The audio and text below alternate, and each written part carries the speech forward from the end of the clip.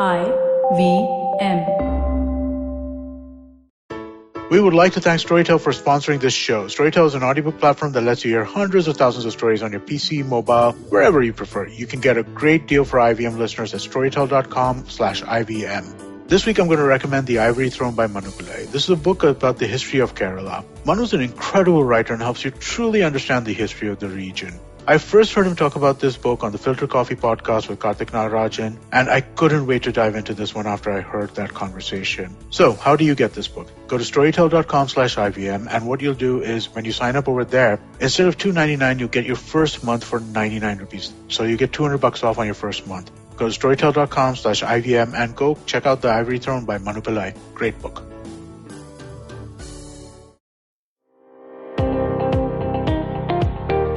Welcome to All Things Policy, a daily podcast by the Takshashila Institution. We are a bunch of policy nerds based in Bengaluru, and we like bringing fresh perspectives to Indian affairs and Indian perspectives to global affairs. So grab a cup of coffee, sit back, and join us for today's chat. Hello and welcome to All Things Policy. Even if we don't realize it, we are living in a maritime civilization today. Something like 90% of international merchandise trade travels by sea. And even the cables that bring us our internet, that for instance help distribute this very podcast, also come to us by sea. But this was not the way the world was for much of recorded history. Until about 500 years back, some land routes remained competitive along with the existing sea routes. The most famous of these was, of course, the Silk Roads, the network of routes that connected China with other parts of Eurasia. Now, when we talk about the Silk Roads, we're normally talking or thinking about medieval times or perhaps the early centuries AD and late antiquity. But there was an unsung empire that really helped set the stage for the Silk Routes. And this empire is unsung in many ways. We're talking, of course, about the Seleukids. The Seleukids, just for quick background, are one of the three successor states to Alexander's empire. Alexander the Great, or Alexander of Macedon, died in Babylon, Iraq in June of 323 BC. And soon after that, it was knives out. His successors fought for control of the empire that he had conquered right across all the way from the Balkans to the Indus. And the biggest of these was the Seleukid Empire, which was anchored around what is today Iran. And this empire, as we will see in this discussion with Anirudh today, played a pivotal part in setting the stage for the Silk Roads. So Anirudh, I want to start by just asking you, Seleucus, the Nicator, the victor, he's sort of a footnote in history, right? He's just that guy, that infantry commander of Alexander who got defeated by Chandragupta Maurya. Tell us about this man and tell us about the empire he set up. That's an interesting question, Aditya. So I kind of feel like the rather tragic way in which the Seleucids ended up as basically the rulers of little more than a few cities in Syria, essentially a Roman client state, and then not even that. Because of its ignominious endings, the importance of the Seleucids as a world empire has kind of been forgotten. They are arguably one of the most important of Alexander's successors. And in my view, they actually played a very similar role to what the Ilkhanids did as successors of Genghis Khan. That might seem like a bit of a nutty comparison. But here's the thing, right? We don't very often think of Alexander the Great as being similar to Genghis Khan. But in a lot of ways, both of them are. Both of them lead these massive multi-ethnic coalitions, ostensibly representing the unison of the peoples of one particular landmass. And they lead them on essentially a crusade against the rest of the world, often using absolutely horrifying violence to justify their ends, while also showing some really remarkable tactical brilliance and also a great deal of cultural sensitivity, as it were, after becoming empire rulers. So in that sense, though Alexander the Great is often seen as a builder of civilization and Genghis Khan is seen as a destroyer, the truth is actually far more complex, and both the success of Alexander and the success of Genghis, even if their reigns were predicated on what can be charitably described as genocide, also did some really important things in terms of connecting the world and helping cultures kind of intermix and and promoting commerce through larger and larger swathes of the globe. So let me actually try to explain this through the perspective of the Seleucids. As you said, the Seleucids are indeed essentially a footnote in Indian history. We only know about Seleucus because he was defeated by Chandragupta Maurya and gave his daughter in marriage to Chandragupta, as a result of which some people would like to believe that Ashoka may have been descended from this Greek princess. I personally think that that's a whole bunch of ancient propaganda, to put it lightly. In reality, Seleucus was one of the most successful and talented of Alexander's generals. It's no coincidence that after the death of Alexander, he was able to very rapidly kind of unite under his banner a very large swathe of Persia and Central Asia through a series of lightning campaigns and very diplomacy. And he was also very effectively able to channel the resources that these new networks of power gave him into the new battlefields of the world that were emerging in the Middle East as Alexander's successors fought over the corpse of the empire. But let's try to put this in a little more context first, right? So Alexander himself did not emerge onto a blank canvas, as it were. For many centuries before Alexander's birth, the Persian Empire kind of bestraddled the regions between the Black Sea and the Caspian Sea and the Persian Gulf like a colossus. And this Persian Empire had spent an enormous amount of material in building up kind of highways, infrastructure, facilitating urbanization, really extending this a very sophisticated administration, which by the standards of the ancient world was remarkably humane and sophisticated. It was one where women were treated relatively well, where speaking the truth was highly respected and was cultivated as a kind of moral exemplar for young noblemen, which was extremely multi-ethnic in terms of the way that its ruling class functioned, which was fairly literate and which was very, very well connected, generally well administered. But of course, you would never know that from watching modern Hollywood films, because the ancient Persians are basically portrayed as barbarians, which is what their great rivals, the Greeks, thought of them. But realistically speaking, by Persian standards, it was really the Greeks who were the barbarians. We know of some humorous anecdotes from the ancient world about how the Greeks weren't exactly known, at least in the early centuries, for bathing very often, which seems to have been a stereotype that Asians had about Europeans for quite a few centuries. But coming back to the Persians, right? So because of the paucity of written histories from the Persian period, we have to rely instead on Greek sources. And the Greeks, of course, don't have the highest opinion of the Persians. The Persians were constantly interfering in Greek politics. The Greeks were constantly interfering in Persian politics.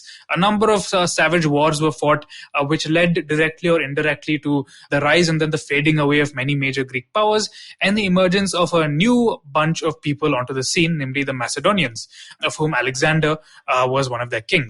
So these Macedonians, through a series of campaigns, essentially united these Greek barbarians and led them on a crusade against the rest of the civilized world, leading to the burning down of many, many major metropolitan centers and wide-scale slaughter. The cities of Tyre and Persepolis are great examples. And eventually this lightning campaign ended when, as you said, Aditya, Alexander the Great, having conquered most of the known world at the time, basically just passed away through what many believed to be drinking-related problems. So what happens after that is that all of his generals now have this gigantic empire that they need to rule over, and they very obviously try to integrate with the existing ruling classes of the regions that they're ruling over. So, for example, you see the Ptolemies, perhaps one of the most famous of all quote-unquote Egyptian dynasties, who are originally of Macedonian origin, intermarry with Egypt's ruling classes and begin to take on this propaganda that they are actually pharaohs. Similarly with the Seleucids, these guys marry into the royal families of Persia and Central Asia. Seleucus's wife, a lady called Amana, was extraordinarily influential, given that she was really of a Sogdian/Iranian origin. She was the daughter of one of the important allies of Alexander the Great in that region. And she was so important to creating the story of the Seleukid dynasty that many future Seleukid queens would actually call themselves Apama, which is kind of surprising. It's not something you necessarily expect in the Hellenistic world that followed the death of this Achaemenid Persian world.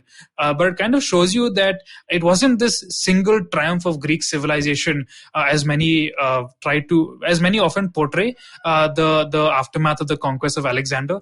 It was actually a much more complex process that involved these widespread networks of Greek ruling elites intermarrying and kind of trying to integrate themselves into existing power structures.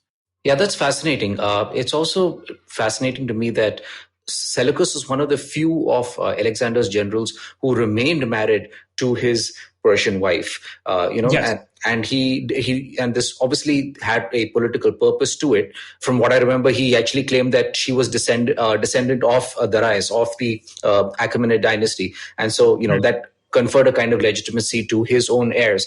Now, how does this man operate and administer this vast, sprawling kingdom? He has to do it with the help of locals, right? So there has to be a large number of experienced Persian officials who may, have inherited this experience from the old Achaemenid Empire, to run this place and to expand it, to go boldly forth into Central Asia. Absolutely. So one thing that's important to keep in mind is that all of these are essentially upstart dynasties. Since they're working in foreign areas, they have to work with the people who have lived there for much longer than they have. In that sense, it's actually quite striking to me to see parallels between the Greeks and the Mughals, for example, right? Because within a generation of like the first major empire building activity that happens under Akbar, or in Seleucus' case, the next generation is immediately multi-ethnic, usually half or more than that descended from local elites, and go about this process of building up their power through mostly activities related to controlling the flow of money. So both the Mughals and the Seleucids invested very extensively in building up communication networks. So they built, for example, garrison towns which are populated with Greek soldiers who can't have local loyalties, and kind of like supplement them with local administrators and local ruling classes. They build these forts in strategic locations overlooking the movement of trade. Sometimes the Seleucids actually go out of their way to embark on campaigns to secure access to various trade routes and various strategic oases and cities and relay posts and so on. And there's a lot of building activity that happens. But one of the things that I find very interesting with the Seleucids is just the way that they try to attract a capital from the rest of the Hellenic world to serve in this far-flung empire, right? Once again, it's very similar to how Indian kings who might originally have been of Persian or Turkic origin would intermarry with Indians and then try to find ways to access these wide networks of administrative and scientific knowledge that they were plugged into and kind of use them to administer their empire on their own terms. So similarly, the Seleucids indulge in this propaganda campaign trying to portray themselves as being essentially on the edges of civilization, essentially offering this hardy, lucrative frontiersman's life to Hellenistic elites from around the Mediterranean region. And simultaneously, at the same time, because these guys are fighting wars in the Middle East with the Ptolemies of Egypt, for example, they go out of their way to kind of hire Central Asian mercenaries. So they're known to have had a wide network of vassals and relatives in Central Asia who, though they might be presented to the rest of the Greek world as barbarians, were actually the Seleucids' partners in building empires. So Central Asian cavalrymen, horse archers would be flowing towards the west, while Greek speakers would be flowing towards the east. And of course, another very important aspect of this lucrative movement of peoples and goods that the Seleucids were kind of encouraging were Indian war elephants. And I kind of feel like in general, though Indians are somewhat well aware that, yes, Indian war elephants went this, and yes, Indian kings imported horses from XYZ country, we very often don't connect it to the fact that these are very deeply entrenched and very, very interconnected kind of trading worlds that India used to participate in. This movement of these extremely expensive animals, which were risky to capture, which were difficult to keep alive on these vast journeys, and which took ages to get there and were very expensive to just maintain, and were expensive also if you lost control of them on a battlefield. The fact that so much needed to be invested in just moving those elephants across these vast distances led to the creation of trading towns, infrastructure for merchants, a network of people who would accept a single unified currency, for example, networks of people who could speak a single language, usually variants of Greek with much influence from local languages. The emergence of this cosmopolitan world, which was a result once again of these violent conquests, and then followed on the need for administration and on the need for military supremacy, ended up in creating arguably the most important networks in all of human history, the routes known as the Silk Roads. Right. Let's get to those Silk Roads because you've given us a fairly comprehensive picture of how this empire was administered and how it was making forays into Central Asia along some of these trade routes. Now, what was the nature of the Seleukid presence in Central Asia? What was its purpose? Did they see an economic purpose, a strategic purpose, a political purpose from that? And how did that leave behind the legacy which, for example, successors of the Seleucids like the Parthians could take advantage of later to, basically build the Silk Roads? That's an interesting question. I feel like it's also a question in which South Asia plays a fairly important role. So the Seleucids are important in the sense that first and foremost, they establish a single kind of monetary and cultural union, as it were, across this immense landmass of much of West Asia. Right. And also by means of their military supremacy and control of this inland trade, they also kind of make forays into the steppe to establish their own kind of trading outposts, military outposts, and most importantly, to establish relationships with all these Central Asian tribes that live beyond the frontier of the quote-unquote civilized world, as it were. But keep in mind that these people, be they nomadic, be they horse riders, aren't stupid. They also have extremely sophisticated material cultures of their own. To have luxuries from the Mediterranean world would be a mark of great status for a chief in, say, ancient Dagestan, which was on the shores of the Caspian Sea, and which incidentally is the region that would make up the seat of the Khwarezmian Empire many, many centuries later. These guys understood very well the benefits of interacting with the Seleucids. So we see them represented fairly often in Seleukid sources. We see them trading a great deal with the Seleucids. And let's keep in mind that, of course, it's not just the Seleucids who are at the center of this world. It's a really, really massive world, right? So you also have other major powers that are emerging onto the global stage, trying to get in on this trade and take advantage of what everything that trade can offer to a civilized state, not just in terms of military manpower, but also just in terms of sheer financial muscle, as well as access to horses and elephants and so on. And that's where the Mauryas come in, right? So I recently recorded a podcast with this show called The Ancients on History Hit Network. Folks can look it up on their podcast app if they're interested. But in that episode, I talked a lot about how war elephants as this kind of strategic tool, essentially a high-tech tank of the ancient world, as it were, with all the technological achievements that are required just to keep elephants alive in different terrains and keep them fed and so on and so forth. These creatures were also used by Indian states to kind of indulge in this spree of empire building that leads to the emergence of this massive trade network across much of the Gangetic Plains. The Mauryan emperors highly encouraged that to do something very similar to what the Seleucids are doing in Persia at the time.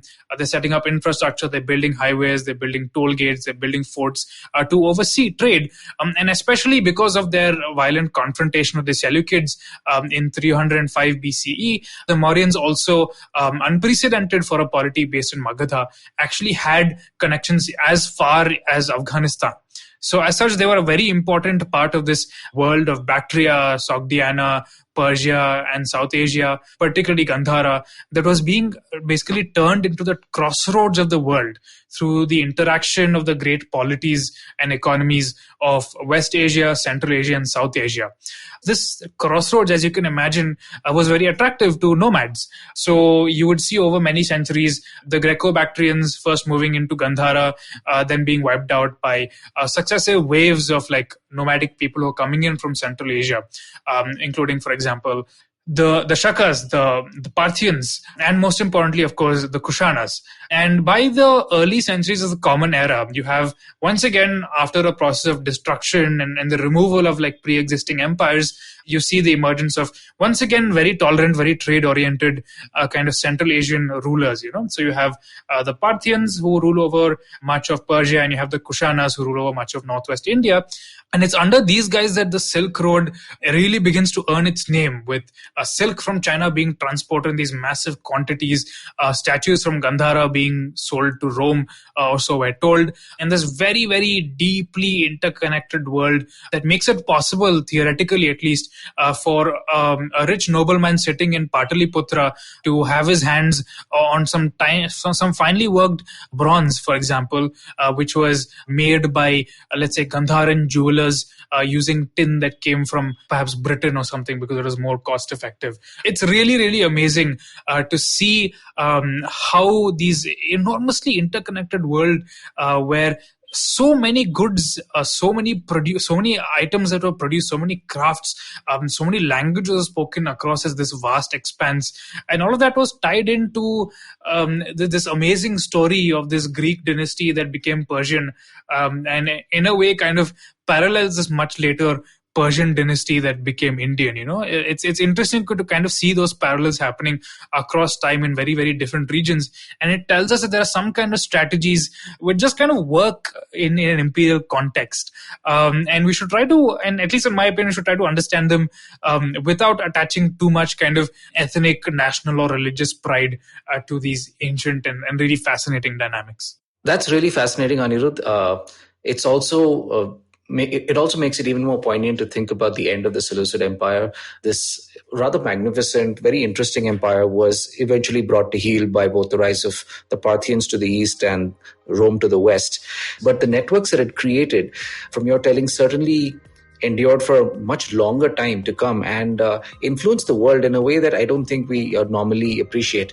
So let's have more discussions on the Seleucids and on the creation of the Silk Roads in the future. Thank you so much for joining us on this episode, Anirudh. My pleasure. And thank you for joining us on All Things Policy. If you liked our show, don't forget to check out other interesting podcasts on the IVM network. You can tune into them on the IVM Podcast app, ivmpodcast.com, or wherever you listen to your podcasts. You can also follow IVM on social media. The handle is @IVM Podcasts on Twitter, Facebook, and Instagram. And hey, if you'd like to dive into Takshashila's research on technology, strategy, and economic affairs, check us out at our Twitter handle @Takshashila_INST or our website takshashila.org.in. I hope you enjoyed that show. If you aren't following us on social media, please do. We're IVM Podcasts on Twitter, Facebook, and Instagram. I'd like to thank the sponsors on the network this week, Storytel and The Whole Truth Foods. Thank you for supporting us. So, great week on the network again this week. Definitely do check out the Pragati podcast. Pavan spoke to Krish Ashok. They discussed science, knowledge, and the wonder of Indian home cooking. Staying in the realm of food, on This Round Is On Me, we had AD Singh as a guest. Gauri and AD discussed the 10 years anniversary of The Table and the 20-year anniversary of Olive. So two of Bombay's biggest restaurateurs have a conversation about the restaurant business. All Things Policy celebrated 500 episodes on January 27th. Manoj talks to Aditya and Anirudh about the surprising origins of the podcast, its evolution over the last few years, and its exciting future. This episode also marks their video debut, so definitely do check that out on YouTube. On Storytellers and Storysellers, Vineet talks to Ranjit Pratap Singh. Ranjit is the co-founder and CEO of Pratilipi. Pratilipi is a company that's recently acquired IVM, and Ranjit on this episode discusses his plans to build a homegrown media empire, his love for comics, and how India can have its own comic cinematic universe. And finally, Cyrus had an exciting week. We had some amazing guests this week. We had Vishal Gondal come and talk about Fauji. We had Atish Tathir talk about the various issues that he had been facing with his OCI card and other things like that. We had Adam Dow talk about things going on in the US and the evolution of what's happening there. We had Siddharth Kannan come and talk about his history with Cyrus and his new show. So definitely do come check that out as well. And with that, I hope to see you again next week. From uncensored and unfiltered chats with the who's who of the entertainment industry, I, Siddharth Kannan, bring you a very hardcore chat show called Candid Kannan. Tune in every Friday on the IVM Podcast app or wherever you get your podcasts.